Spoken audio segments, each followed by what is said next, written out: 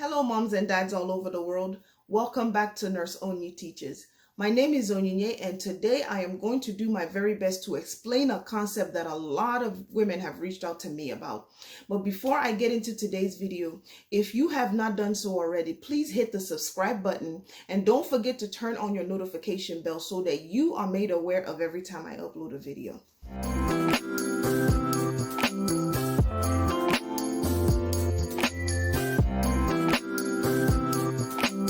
Now, a lot of women have reached out to me to explain why it is that people count pregnancy in trimesters. That's not a hard concept to understand, and I will do my best here to break it down in a way that you can absorb it, understand it, and hopefully explain it to somebody else who may ask you the question. Now, if you go out on the street and ask the average Joe how long a pregnancy lasts, more than likely they will tell you that pregnancy lasts 9 months. Unfortunately, months don't all have the same number of days. So to help women, scientists agreed that instead of 9 months, pregnancy lasts 10 months. 9 months means 9 calendar months. 10 months mean 10 lunar months, where each month constitutes of 28 days. If you did not know so, the average pregnancy lasts 280 days. Now, a lot of women can be given a due date based on the first day of their last menstrual period. So what is it about this 280 days that makes counting pregnancy 10 lunar months as opposed to 9 months? And how does this factor into trimesters? Well, 280 days divided by 10 and you get the 28 days per month.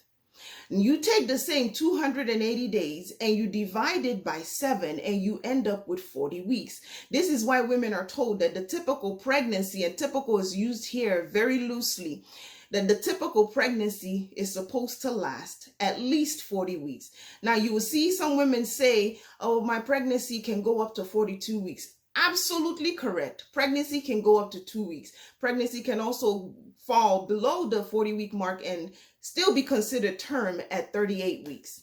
This is because it is practically impossible to guess the exact date a woman conceives and a pregnancy begins unless the pregnancy is closely followed, like in the cases of in vitro fertilization or artificial insemination. And even in those cases, the exact timing of a pregnancy is not known per se. So maternity experts tell a woman to let them know the first day of their last menstrual cycle so that they can estimate a due date for this woman.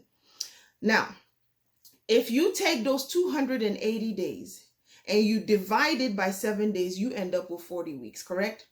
If you take those 40 weeks and you divide it by 3, you end up with 13.3333, repeating however many times you want to carry the 3 over. Nobody wants to sit around and say my pregnancy is 13.33333 weeks. That's not necessary. So what women then are given is a rounded off number of 13 weeks, 13 weeks, and 13 weeks. And if you add these 3 clusters of 13 together, you end up with 39 weeks, or a number that falls right in between an estimated length of pregnancy of 38 weeks to 42 weeks. The first 13 weeks constitutes the first trimester of pregnancy.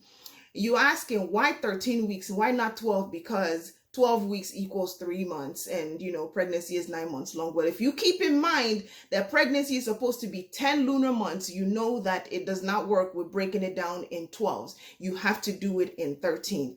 And 13 weeks is a good rounded way to break this thing down, because the first 13 weeks is when a lot of growing and tissue formation and development occurs in a baby.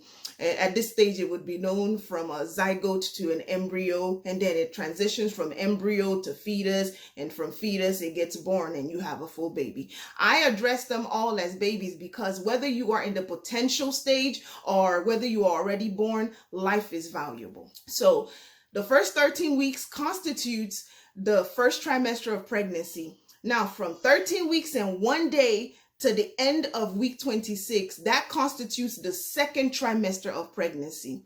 And then from 26 weeks and 1 day to week 40, that constitutes the third and final trimester of pregnancy. These dates, these numbers are arbitrary, which means they're somewhere in between of what is considered a normal pregnancy. So don't be fixated on the fact that, oh, I'm 38 weeks, I have to make it to 40 weeks. A baby born at 38 weeks is considered a term baby. And the terminology is a little funky if you want to break it down technically, but a child born at 38 weeks can thrive successfully outside of the womb. And a baby born at 42 weeks is considered post due date, but is still within the window of gestation and can thrive just as much as its 38-week counterpart.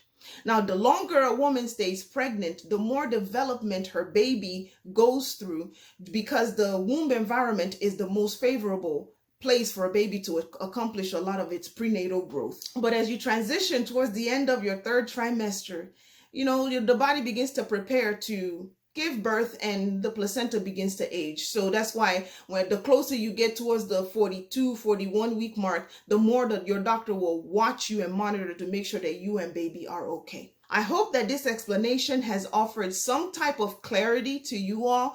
If you still have questions about trimester and how it breaks down into the pregnancy period, please leave me comments and I will do my best to explain it so that you can further understand it. Don't forget to hit the subscribe button, turn on your notification bell, and come along with me as we build this community of learners. Until the next time, be blessed.